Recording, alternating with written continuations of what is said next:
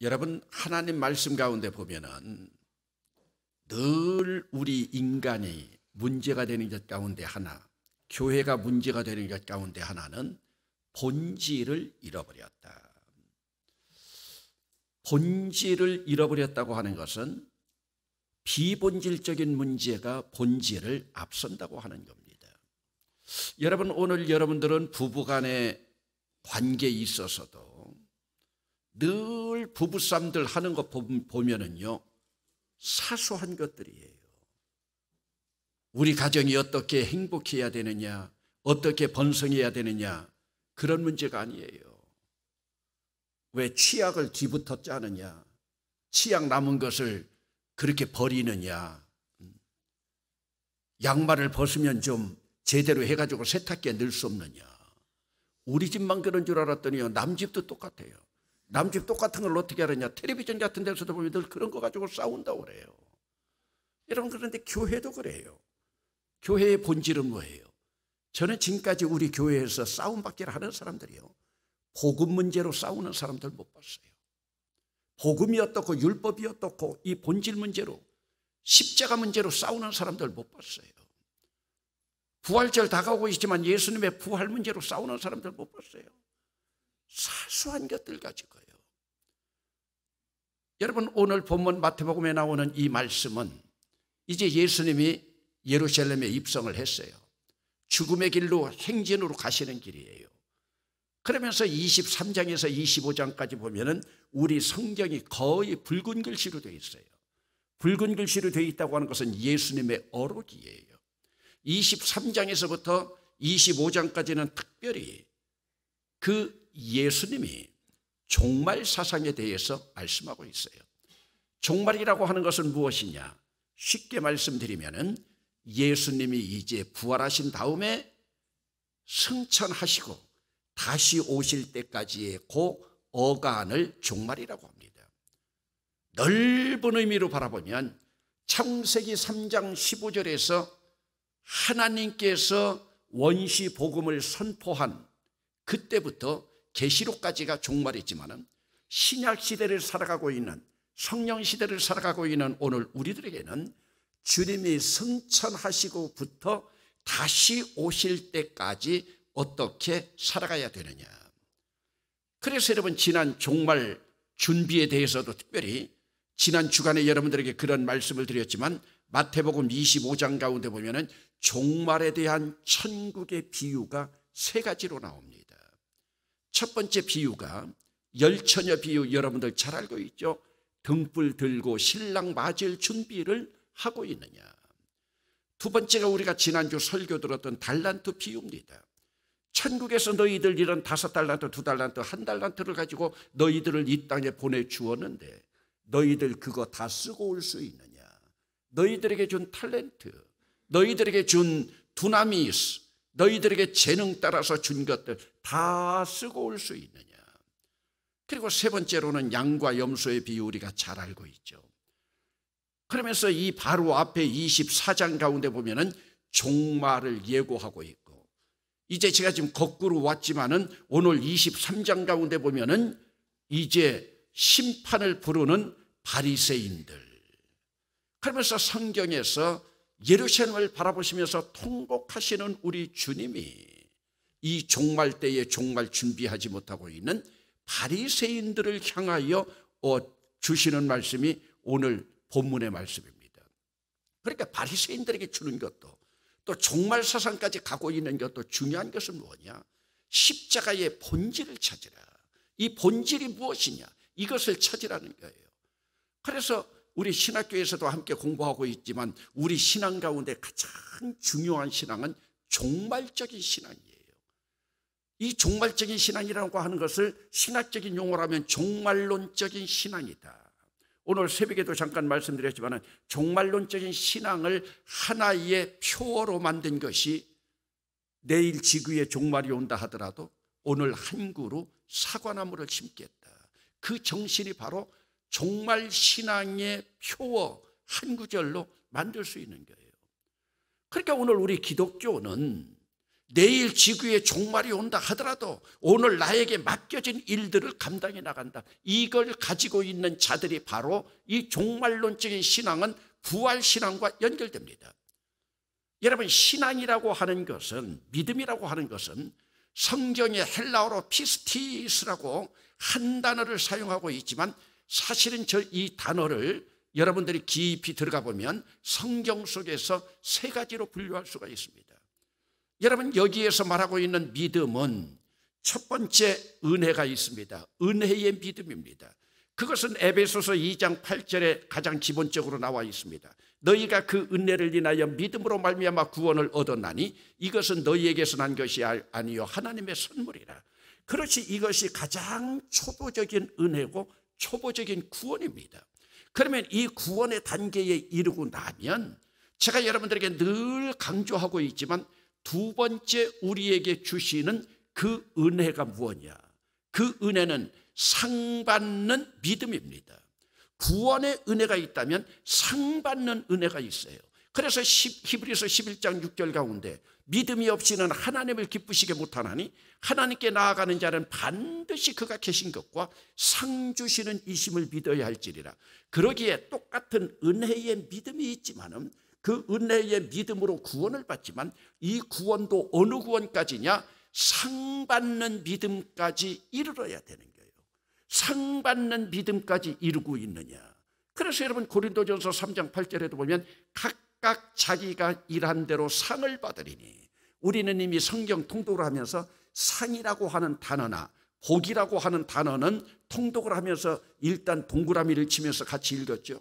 그러면 이 단계까지 갔다고 하면 상받는 믿음으로 완전히 끝나는 것이 아니라 베드로전서 1장 9절 가운데 보면 믿음의 결국은 영혼 구원이다. 그러면 같은 구원인데 이 영혼 구원은 무엇이냐?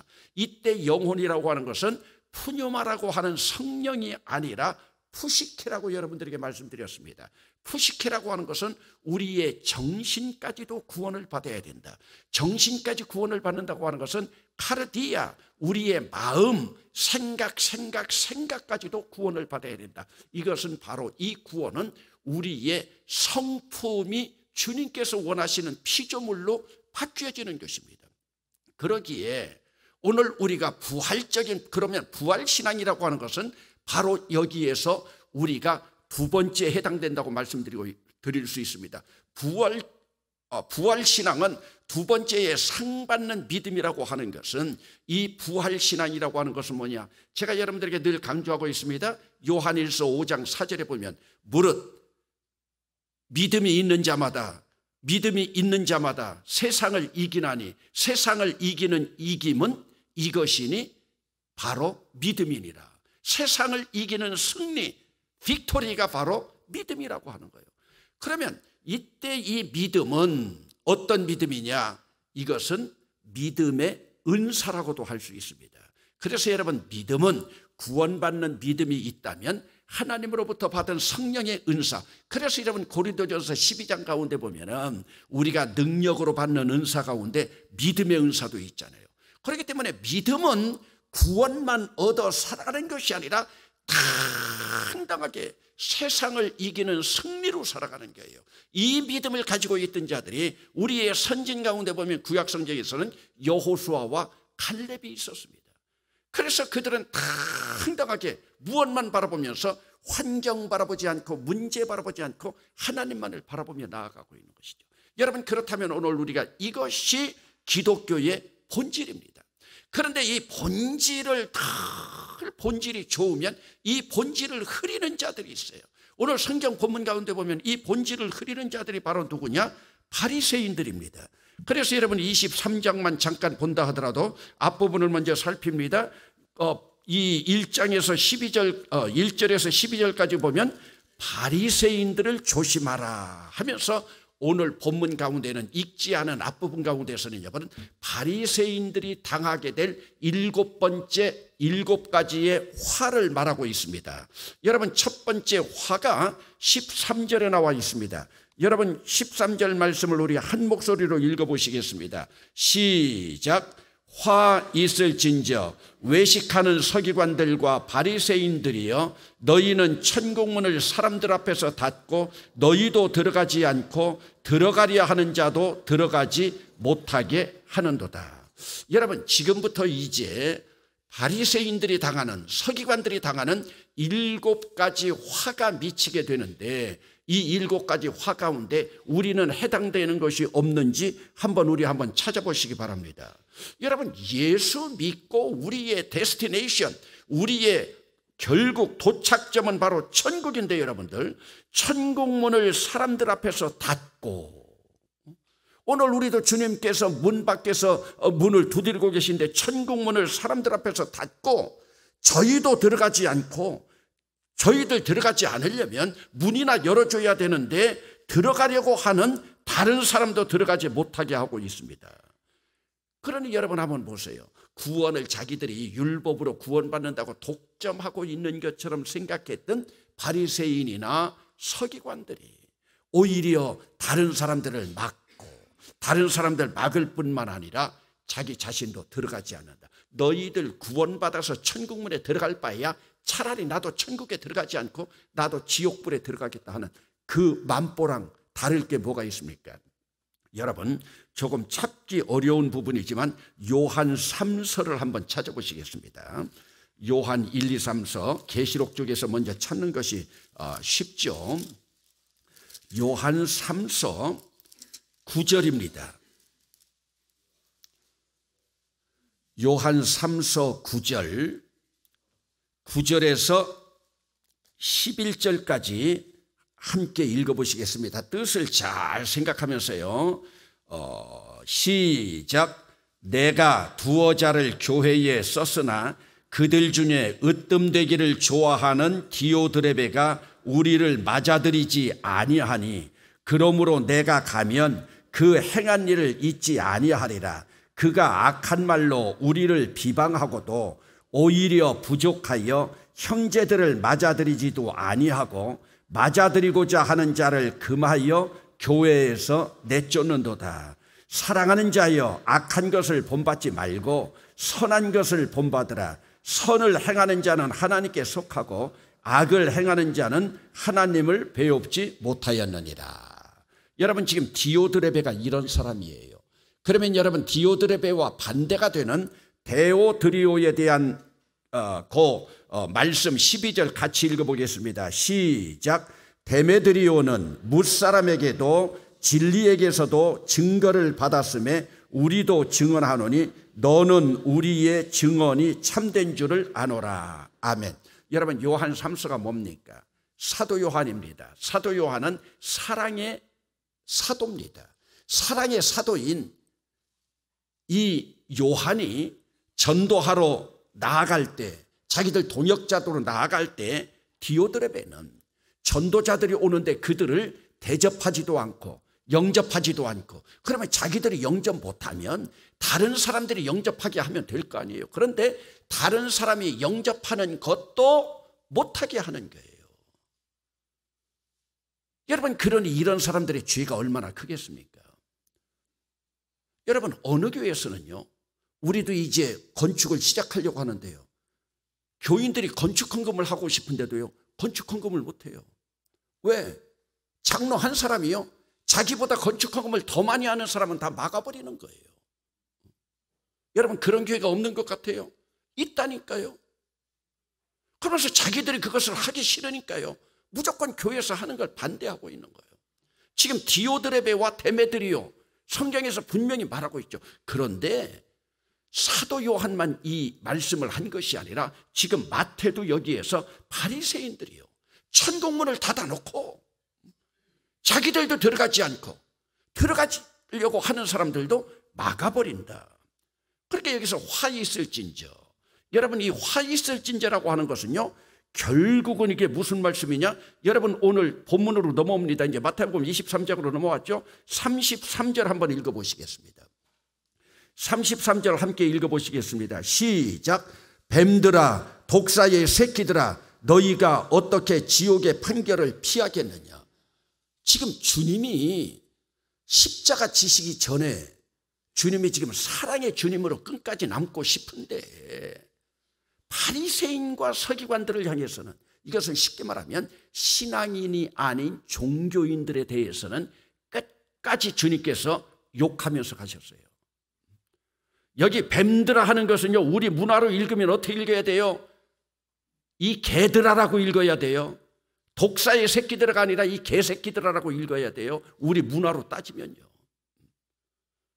지금 히브리 문화로 바라보니까 뱀이라고 하는 단어를 썼죠. 여러분 한번 생각해 보세요. 예수님이 그런 욕을 하셨다. 얼마나 본질을 벗어났으면 그러겠습니까? 여러분, 그러면 이제 두 번째 화를 보시겠습니다. 두 번째는 15절입니다. 함께 읽어보십니다. 시작. 화 있을진저 외식하는 서기관들과 바리새인들이여, 너희는 교인 한 사람을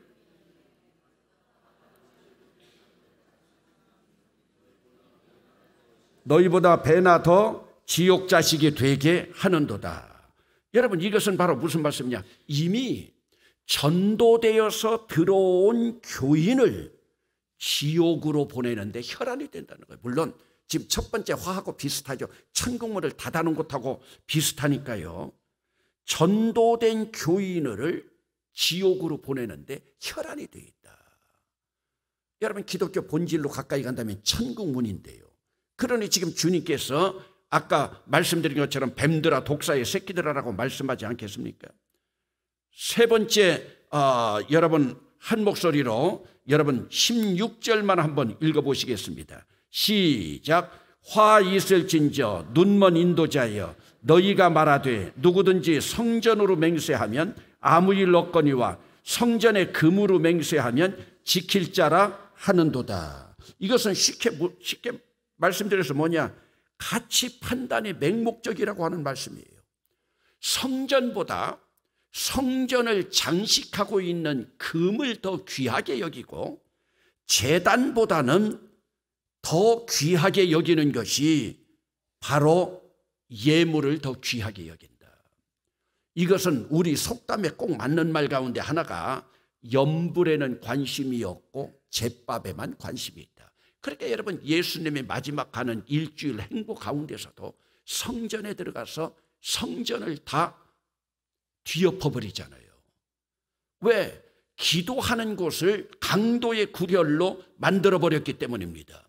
여러분, 성전이라고 하면 그 본질이 기도, 십자가를 향한 기도인데 장사꾼의 소굴로 만들었으니 주님은 끝까지 십자가에 가시는 길이 본질을 찾는 길인데 오늘 그들은 본질을 잃고 비본질을 찾아가고 있다. 여러분, 본래 자주 설명을 드렸지만 바리새라고 하는 것은 페러시스라고 하는 것은 구별된다는 말입니다. 여기서 구별이라고 하는 것은 성별이라는 말이에요. 우리 성경에 보면은 히브리어 카도시라고 하는 말을 레위기 19장 2절에도 보면 내가 거룩하니 너희도 거룩하라 할 때 이 거룩, 그래서 카도시라고 하는 단어는 한번 따라합시다. 거룩, 구별, 성별, 이 세 가지로 같이 해석됐습니다. 물론 여기에서 성결하라 하는 것도 같은 뜻인데 구별됐다는 거예요. 구별됐다는 건 뭐예요? 우리는 세상 사람들과 구별됐다. 오늘 우리 크리스천이라고 하는 것은 뭐냐? 이것도 세상으로부터 불림을 받아서 주님 앞으로 나온 자들입니다. 그래서 불림을 받아 나온 자들은 주님께서 콜링했는데 콜링에 응답하고 나온 자들.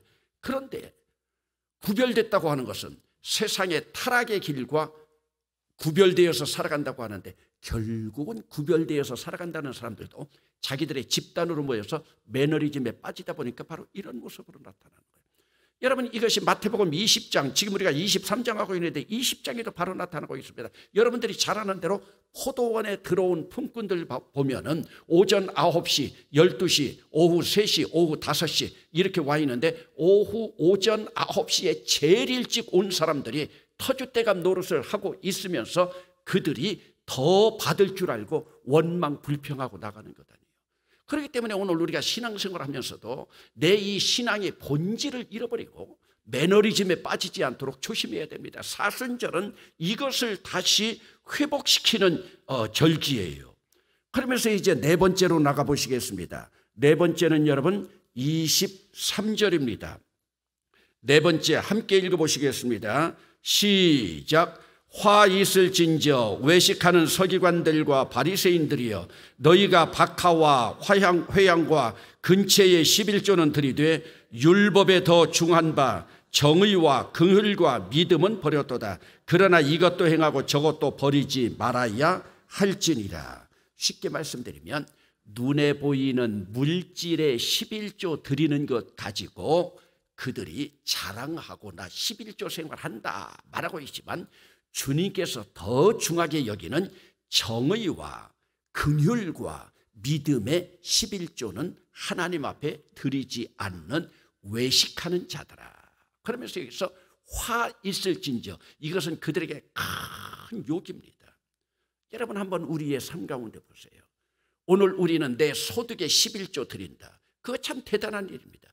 그러나 그거보다 더 중요한 것은 카르디아, 내 마음의 11조까지 같이 드리는 거예요. 마음의 11조까지. 여러분 오늘도 테레비 잠깐 보면서 참 화나는 일들이 있었는데, 우리나라 헌법재판관이라고 하면 헌법에 대해서 가장 중심을 잡아야 될 그러한 재판관 후보자가요,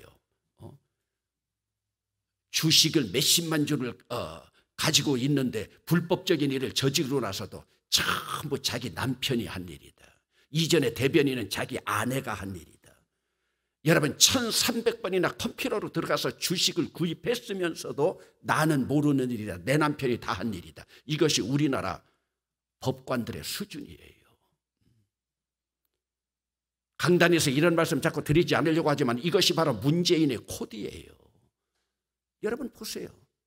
자기 코드들만 뽑으려고 하니까 얼마나 좋은 사람들이 많이 있는데, 여러분 이번에도 임명받은 사람 가운데 절반이 기독교인입니다. 여러분. 아니, 다른 것은 몰라도요, 거짓말만 안 했으면 좋겠어요. 여러분 그런 지도자들을 우리가 어떻게 따르겠어요? 그런 지도자들을. 그래도 이전에 일기에서 들어갔던 그 내각 가운데서는요, 부총리 지냈던 그런 분들 정말로 공무원의 표상이었어요. 우리 수성구 국회의원 하다가 올라갔던 행안부 장관, 이번에 이제 내려놨지만은 그분 할 때는 거의 걸림돌이 없었어요. 그런데 이번 2기 들어오면서 여러분들 한번 보세요. 나라가 어느 방향으로 갈 것인가 한번 생각해 보세요. 왜 이런 문제가 생기겠습니까?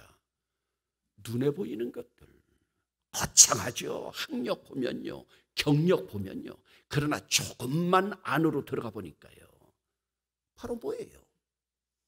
눈에 보이는 것들 11조 다 낸다고 자랑하고 폼잡고 다녔지만 그들 내면에 들어가 보니까 여기서 다른 건 말씀하지 않잖아요. 한번 따라합시다. 정의, 긍휼, 믿음, 이것은 하나도 없으면서 눈에 보이는 것만 하고 있는 것, 이것도 화 있을진저 주님께서 말씀하고 있습니다. 그러면서 이제 오늘 본문으로 들어갑니다. 오늘 여기 본문 5번째 보면은 이것은 바로 뭐냐? 여러분 27절 다시 한번 읽어보시겠습니다. 함께 읽어보시겠습니다. 25절입니다. 시작. 화 있을진저 외식하는 서기관들과 바리새인들이여, 잔과 대접의 겉은 깨끗이 하되 그 안에는 탐욕과 방탕으로 가득하게 하는도다. 눈먼 바리새인이여, 너는 먼저 안을 깨끗이 하라. 그리하면 겉도 깨끗하리라. 오늘 우리 기독교인들은 겉보다는 안이 본질인 줄로 믿습니다. 여러분 우리 안이 본질이에요. 이 안이라고 하는 것은 뭐냐? 내 양심, 내 마음, 내 생각. 조금 어려운 단어 하나 쓴다면 우리의 의식이 어떤 의식으로 나아가느냐. 그래서 여러분 히브리서 8장 10절 가운데 보면은 새 언약의 질서를 너희의 마음판에 새기라. 돌에다가 백날 새겨봐야 소용없더라. 시내산에 있는 돌에다가 시내산 10계명 돌비에다가 새겨봐야 아무 의미가 없더라. 너희들 마음판에 새기라. 오늘 우리 신앙은요, 마음판에 새기는 거예요. 그러므로 여러분들이 이것을 꼭 구별한다면 오늘 우리 대본교회 교인들은 바리새인이나 서기관처럼 종교인이 아니라 예수 믿는 신앙인이 되기를 주의 이름으로 축원합니다. 종교 생활은요, 겉만 번지르한 게예요. 그러나 안에는 썩어 빠졌어요. 그것을 오늘 본문에서 뭐라고 그러느냐? 회칠한 무덤이라고 하는 거예요. 무덤 안에는 썩어서 썩는 냄새가 진동하는데 겉에만 회를 칠해 놓은 거예요. 언약의 질서를 마음판에 새기라.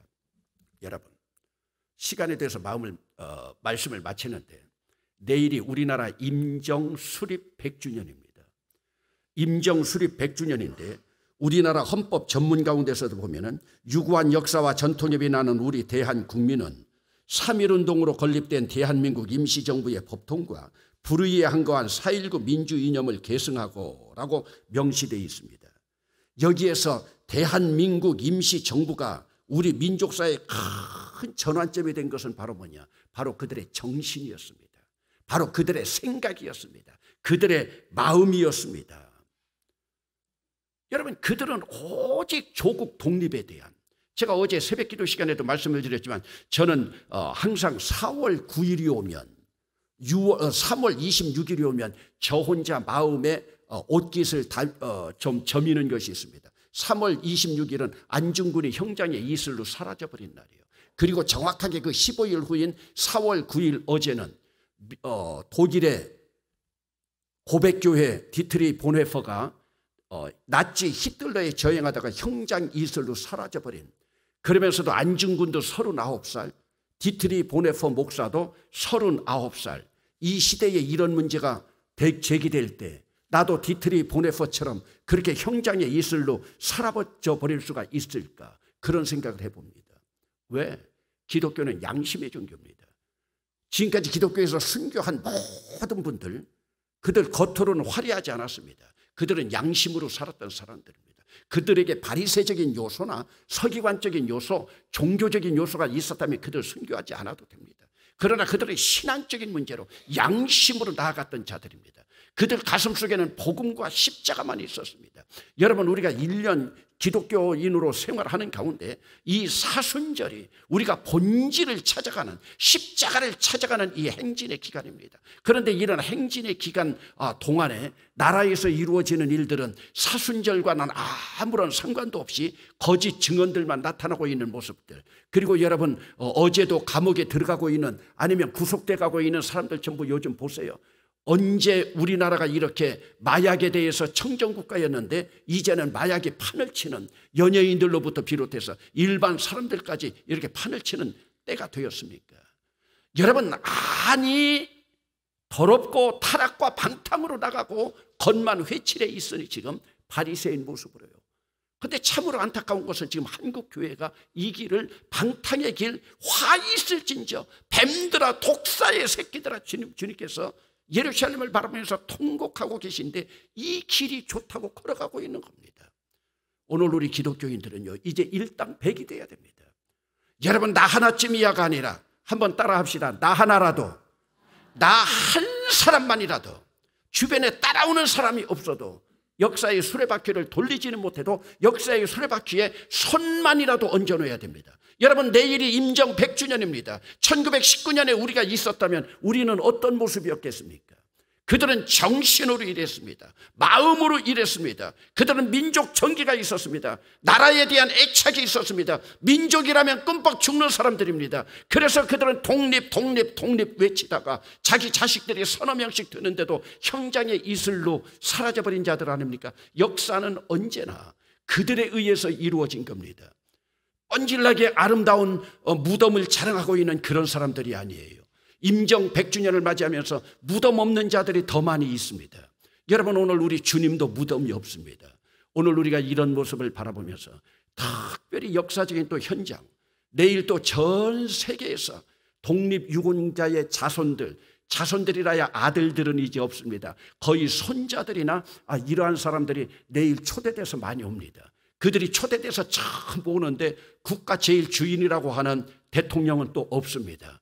여러 가지 형편이야 어떻든지 간에 지금 이렇게 100주년이 되는 이때 오늘 우리는 어떤 민족의식을 가질까? 민족의식만이 아니라 신앙의 의식도 본질을 찾아가면서 이러할 때 우리 자신을 다시 한번 옷깃을 여미면서 십자가를 바라보고 태극기를 바라볼 수 있는 귀한 공동체가 되기를 주의 이름으로 축원합니다.